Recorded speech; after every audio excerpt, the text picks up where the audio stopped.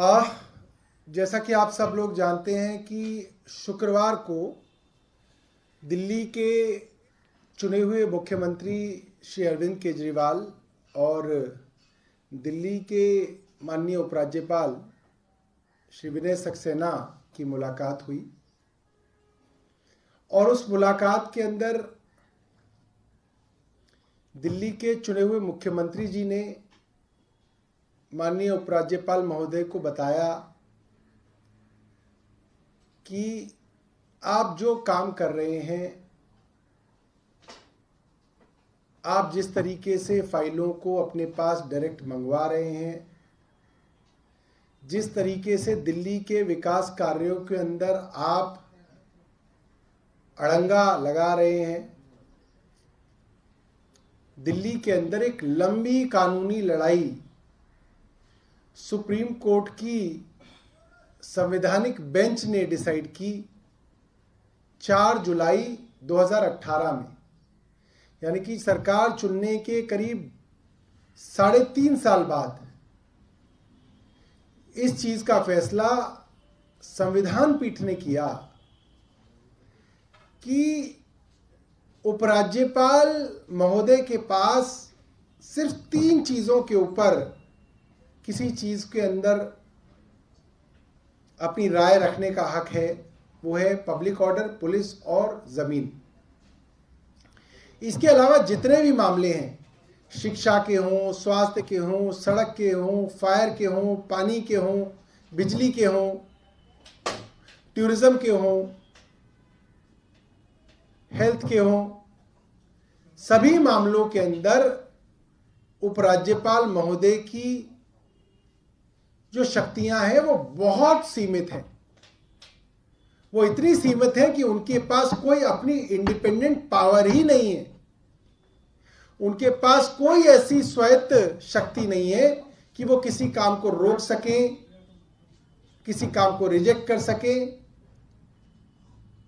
वो सिर्फ वही करेंगे जो कैबिनेट, चुनी हुई सरकार कहेगी, और अगर उनको उससे ऐतराज है तो वो उसको रिजेक्ट नहीं कर सकते, सिर्फ उसको माननीय राष्ट्रपति को भेज सकते हैं। उनके पास इतनी भी पावर नहीं है कि वो ये कहें कि मुझे नहीं पसंद। आपके पास ये पसंद नापसंद करने की शक्ति नहीं है। वो भी आप राष्ट्रपति को भेजेंगे, राष्ट्रपति बताएंगे कि उन्हें ये पसंद है या नहीं पसंद है। मगर उपराज्यपाल महोदय लगातार ये काम करते आ रहे हैं। तो माननीय मुख्यमंत्री जी ने उनको सभी कानूनों की प्रतियां दिखाई। संवैधानिक पीठ का जो फैसला आया, जो कई 100 पेजों का था, वो फैसला भी उनको दिखाया। ट्रांजैक्शन ऑफ बिजनेस रूल्स भी दिखाए कि साहब आप खुल्लम खुल्ला सुप्रीम कोर्ट का उल्लंघन कर रहे हैं। हालांकि अगर कोई आदमी उल्लंघन कर रहा है तो उसका उल्लंघन जो है उसको कानून दिखाने की जरूरत नहीं है, क्योंकि इग्नोरेंस ऑफ लॉ, अगर आपको कानून नहीं पता तो ये कोई डिफेंस नहीं है। मगर एलजी साहब को वो कानून मुख्यमंत्री ने स्वयं दिखा दिया कि साहब ये कानून है और आप इसका उल्लंघन लगातार कर रहे हैं। आप सुप्रीम कोर्ट की भी नहीं मान रहे हैं, आप एक्ट की भी नहीं मान रहे हैं, आप संविधान की भी नहीं मान रहे हैं, आप टीबीआर की भी नहीं मान रहे हैं। तो एलजी साहब कह रहे हैं कि मैं सुप्रीम हूं, और सुप्रीम कोर्ट का जो फैसला है, जो निर्णय है, जो ऑर्डर है, जो निर्देश है, वो कह रहे हैं ये तो सिर्फ एक सलाह है। अब मुझे नहीं पता कि सुप्रीम कोर्ट कब से सलाह देने लगा। सुप्रीम कोर्ट द्वारा तो लिखा हुआ एक एक शब्द ऑर्डर कहलाता है। ऑर्डर का मतलब ही निर्देश होता है हिंदी में। वहां सलाह कब से देने लग गया सुप्रीम कोर्ट, मुझे नहीं समझ में आया। अगर एलजी साहब को कोई सलाह दे सकता है तो वो चुना हुआ मुख्यमंत्री और चुनी हुई सरकार दे सकती है, जिसको कहते हैं एड और एडवाइस। और एलजी साहब के पास ये हक भी नहीं है कि वो सलाह को ना माने। वो बाइंडिंग है उनके ऊपर एड एंड एडवाइस। और एलजी साहब कहते हैं कि मैं अब संविधान नहीं मानूंगा, मैं जो संविधान पीठ का फैसला है वो भी नहीं मानूंगा। तो क्या दिल्ली के अंदर एक ऐसे व्यक्ति, एक संवैधानिक पद पे हो सकते हैं जो खुद ही संविधान को नहीं मानने के लिए तैयार, जो खुद कह रहे हैं कि मैं नहीं मानूंगा, ना वो सुप्रीम कोर्ट का फैसला कह रहे हैं कि मैं मानूंगा। दोनों बातें मुख्यमंत्री जी ने बताई।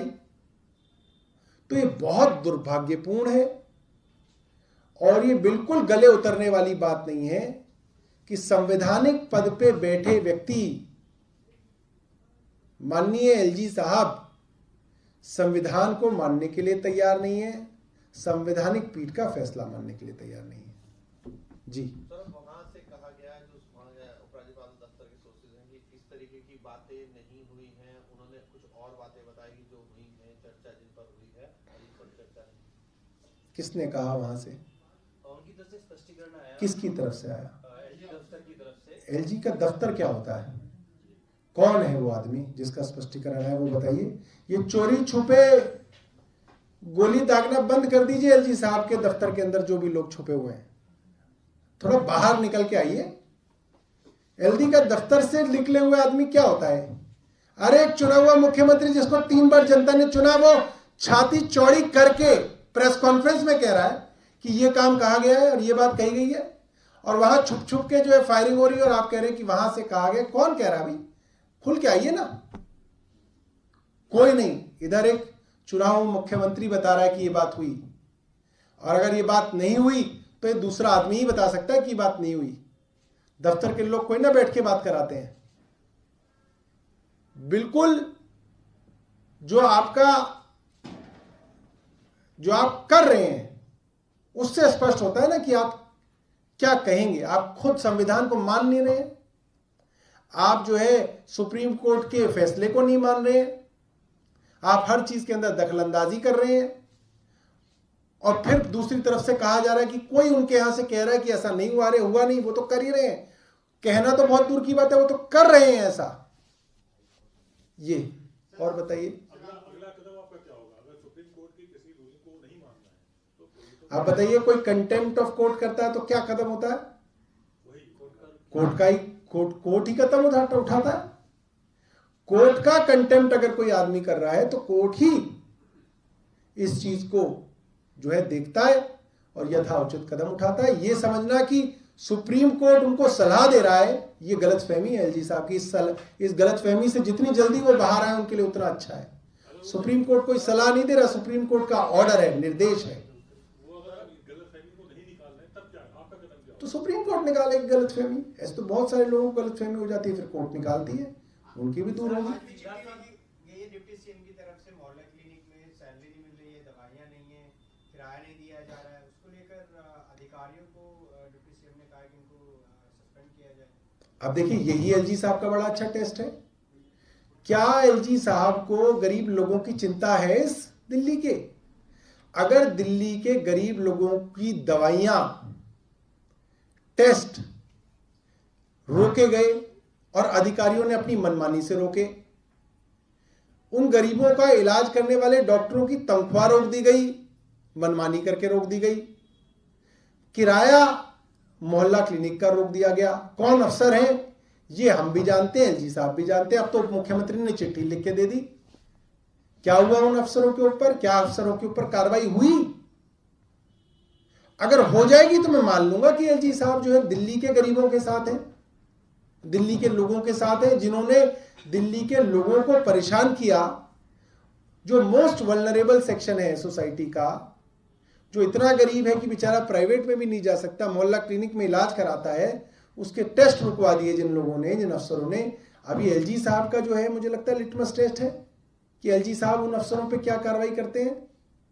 अगर एलजी साहब कार्रवाई नहीं करते तो दिल्ली वालों को अपने आप समझ में आ जाता है कि उन अफसरों के पीछे कौन है। सर, आप लोग कहते हैं रेड हो गई, सीबीआई की तरफ से डिनायल आता है कि इस तरीके की चीज नहीं है, सिर्फ कुछ डॉक्यूमेंट्स थे वो लेने गए हैं। तो आ जाते, चिट्ठी लिख के आ जाते लेने, उसमें क्या है। उप मुख्यमंत्री का दफ्तर है, बाकायदा जिस दिन दफ्तर खुलता है उस दिन आइए, अफसर को चिट्ठी लिख दीजिए कि हमको ये चीजें लेनी है, हम वो लेने आ रहे हैं। भाई वो कोई इंडिया गेट कोई ना है कि वहां पे टहलते टहलते आपने जो है कुछ उठा लिया। भाई उप मुख्यमंत्री का दफ्तर है, छुट्टी वाले दिन आप वहां पे जाते हैं, सामान ढूंढते हैं, जो सामान आपको मन करता है वो उठा के ले जाते हैं। छापा और क्या होता है? यही तो होता है। आपके घर में कोई आके ले जाए तो आप क्या कहोगे? नहीं नहीं, ऐसे आए थे घूमते फिरते, कोई दिक्कत नहीं है, बड़े अच्छे संबंध चल रहे हैं। ऐसा नहीं है। आप ना हो, आपका दफ्तर बंद हो, कोई भी चैनल का दफ्तर बंद होता है, उस चैनल में सीबीआई वाले आ जाए